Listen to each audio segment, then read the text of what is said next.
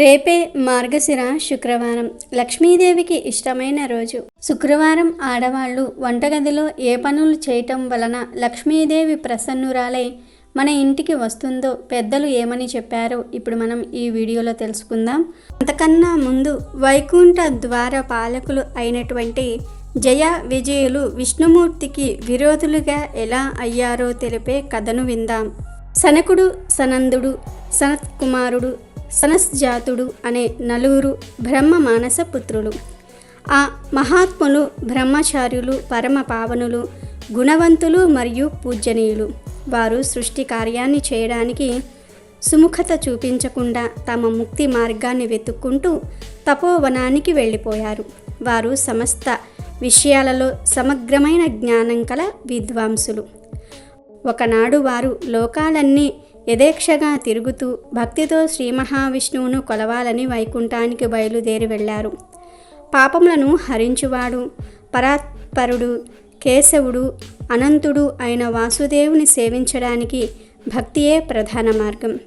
ఆయన అఖిల మునీశ్వరులు అభివర్ణించే మందహాస సుందరమైన ప్రసన్న ముఖారవిందంతో అలరారేవాడు. తన భక్తుల హృదయాలలో పవలించేవాడు. విశాలమైన నల్లని వక్షస్థలం మీద వైజయంతి మాలతో విరజిల్లేవాడు.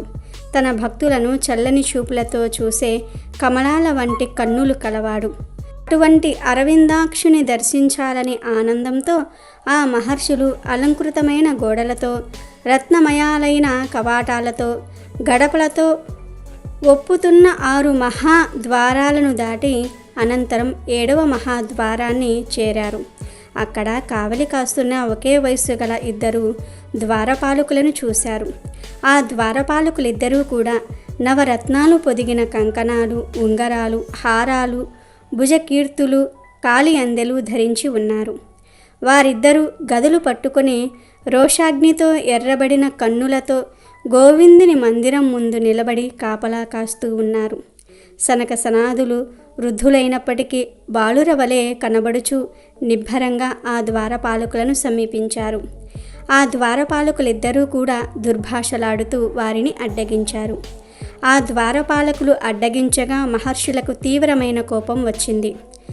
వారు ద్వారపాలకుల వైపు చూస్తూ, మీరు మందబుద్ధులై మేము ఎవరమో గ్రహించలేకపోయారు. విష్ణు భక్తులైన మమ్మల్ని అడ్డగించారు కనుక కామ, క్రోధ, లోభాది చెడు గుణాలకు పాత్రులై భూలోకంలో పుట్టండి అని శపించారు. అప్పుడు విష్ణుదేవుని సేవకులు వచ్చిన వారిని మహర్షులుగా గ్రహించి పరితాపం పొందిన వారే చేతులు జోడించి మునీశ్వర్లారా అని వారి పాదాలకు భక్తితో మ్రొక్కుతూ ఇట్లా విన్నవించుకున్నారు. యోగ సత్తములారా, మా పాపమే మీకు కోపం తెప్పించింది, మమ్మల్ని శాపం పాలు చేసింది. మమ్మల్ని కనికరించి మేము మోహలోభాలు చేపట్టి పుట్టిన చోట శ్రీమన్నారాయణుని నామం వదిలిపెట్టకుండా ఉండేటట్లు అనుగ్రహించండి. అందువల్ల తర్వాత జన్మలోనైనా సరే మాకు శుభం కలుగుతుంది అన్నారు. జయ విజయులు ఇట్లు అంటున్న సమయంలో సర్వేశ్వరుడైన శ్రీ మహావిష్ణువుల లోపల నుంచి ఆ కలకలం విని అక్కడ ప్రత్యక్షమయ్యాడు. అప్పుడు లక్ష్మీదేవి కూడా విష్ణుదేవుని వెనుక వచ్చింది. ఆ విష్ణుమూర్తి నడుం చుట్టూ ప్రకాశించే పచ్చని పట్టు పంచపై బంగారు మొలనూలు వెలుగులు వెదజల్లుతూ ఉన్నది. కంఠం చుట్టూ ఉన్న రత్నహారాల కాంతులు కౌస్తుభమణి కాంతులతో కలిసిపోయాయి.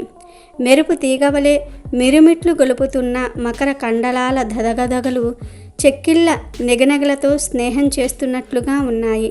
నవరత్నాలు పొదిగిన కిరీటం వెలుగులు నలుదిక్కులా ప్రకాశిస్తూ ఉన్నాయి. ఆయన గరుక్మంతుడి మూపుపై తన ఎడమ చెయ్యి ఆంచాడు. ఆ చేతికి అలంకరించిన భుజకీర్తులు, కడియాలు, కంకణాలు ముచ్చటగా వెలుగొందుతూ ఉన్నాయి. స్వామి తన కుడి చేతిలో అందమైన లీలారవిందాన్ని ధరించి దానిని విలాసంగా తిప్పుతూ ఉన్నాడు. ఆ మునీంద్రులు అచంచలమైన భక్తితో ఆ మహనీయుడి ముఖాన్ని చూస్తూ అతి కష్టం మీద తమ చూపులను తిప్పుకొని ఆ స్వామి పాదాల మీద కేంద్రీకరించారు. కన్నులు విందు గావించే పద్మనాభుని దివ్య మంగళ స్వరూపాన్ని సనక సనాథులు భక్తితో స్తుతించారు. తాము కోపంతో జయ విజయులను శపించినందుకు పశ్చాత్తాపంతో తమను క్షమించమని స్వామివారిని వేడుకున్నారు. అప్పుడు శ్రీహరి వారితో ఇలా అన్నాడు, నా ద్వారపాలకులు నా ఆజ్ఞను అతిక్రమించి చేసిన నేరానికి మీరు వారికి తగిన శిక్ష విధించారు. అది నాకు కూడా ఇష్టమే. భయంకరమైన కుష్టి రోగం దేహంలో ప్రవేశించినప్పుడు చర్మం చెడిపోయి రంగు మారినట్లుగా సేవకులు చేసే తప్పుల వల్ల ప్రభువుల యశస్సు నశించి పేరు ప్రతిష్టలు దెబ్బతింటాయి. లోకంలో అపకీర్తి వ్యాపిస్తుంది. వీరు మిక్కిలి మిడిసిపాటుతో మా ఆజ్ఞ మీరి ప్రవర్తించారు. దానికి తగిన ప్రతిఫలం అనుభవించక తప్పదు. ధర్మ మార్గంలో సంచరించే ఉత్తముడు పరమేశ్వరార్పణమని భక్షించే ఒక చిన్న అన్నం ముద్ద వల్ల నా మనసుకు కలిగే సంతృప్తి యజ్ఞ యాగాదులలోని హవిస్సును అందుకని ఆరగించేటప్పుడు కూడా నాకు కలగదు. వారి సంకల్పం కూడా ఇదే. వీరు కూడా నా భక్తులు కావున భూమిపై పుట్టిన కొద్ది కాలంలోనే తిరిగి నా సమీపానికి వచ్చినట్లుగా అనతి ఇవ్వండి అన్నాడు. అప్పుడు ఆ మునులు చేతులు జోడించి ఇలా అన్నారు, దేవా, ఇప్పుడు మేము చేసిన పని నీకు సమ్మతమే అన్నావు. దానితో మా గుండెల్లోని బాధ మాయమైపోయింది. నీ లీలలు తెలుసుకోవటం ఎవ్వరికీ సాధ్యం కాదు. నీవు ధర్మమూర్తివి. ఈ వినయాలు నీ లీలా విశేషాలు అంతే. మమ్ము నీ ఇష్టం వచ్చినట్లు శాసించి నీ నుండి ఉద్భవించిన ధర్మం నీ అవతారాల వల్ల సురక్షితమై సుస్థిరమై విలసిల్లుతుంది.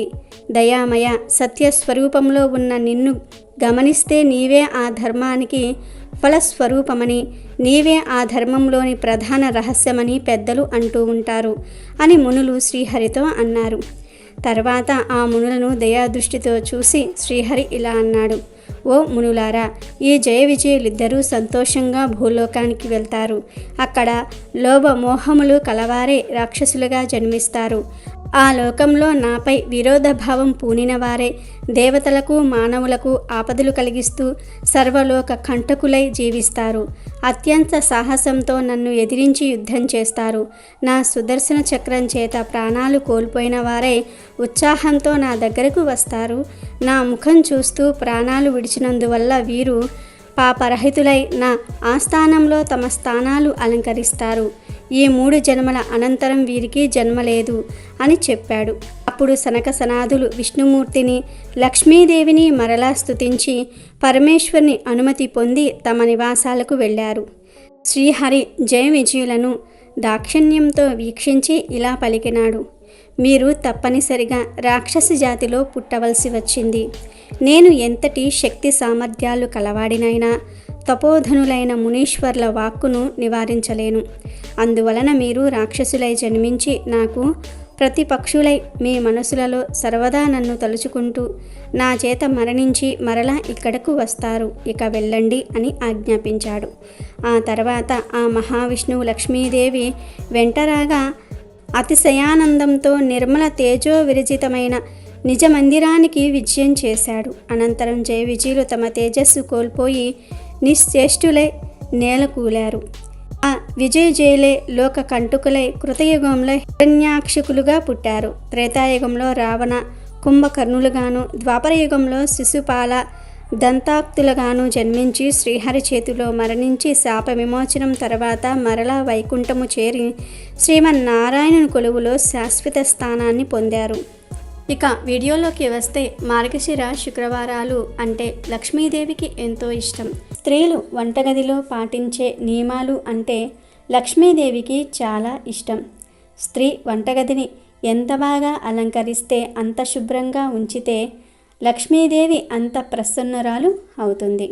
ముఖ్యంగా స్త్రీ స్టవ్ లేదా పొయ్యి వెలిగించే ముందు అగ్నిదేవునికి లేదా అగ్నిదేవుణ్ణి తలుచుకొని అగ్నిదేవుడికి నమస్కరించుకొని ఆ తర్వాత స్టవ్ లేదా పొయ్యిని వెలిగించుకోవాలి. పొయ్యిని ఒకరోజు ముందే శుభ్రంగా తుడుచుకొని ఉంచుకోవాలి. అంటే మనం ప్రతిరోజు వంట చేస్తాం. ఆ వంటంతా పూర్తయిపోయిన తర్వాత మనం ఏ రోజుకు ఆ రోజే పొయ్యిని శుభ్రంగా ఉంచుకోవాలి. అంతేగాని వంట చేసిన తర్వాత ఆ పొయ్యిని అలా వదిలివేయకూడదు. అలా వదిలేస్తే అది జిడ్డు పట్టుకుపోతుంది. ఏ ఇంట్లో అయితే స్టవ్ లేదా పొయ్యి శుభ్రంగా ఉండదో ఆ ఇంట్లో దరిద్రదేవత తిష్ట వేసుకుని కూర్చుంటుంది అని మనకు తెలిసిన విషయమే. అతి ముఖ్యంగా శుక్రవారం ముందు రోజు స్టవ్ను శుభ్రంగా ఉంచుకోవాలి. ఇక శుక్రవారం రోజు పొయ్యి చుట్టూ కూడా ముగ్గు వేసి స్టవ్కు కుంకుమతో బొట్లు పెట్టాలి. ముందు పసుపు రాసి ఆ పసుపు బొట్టుపై కుంకుమ బొట్టు పెట్టి దానికి ఒక పుష్పాన్ని అలంకరించి అందంగా తీర్చిదిద్దుకోవాలి ఆ పొయ్యిని లేదా ఆ స్టవ్ను. ఆ తర్వాత స్టవ్ వెలిగించుకోవాలి.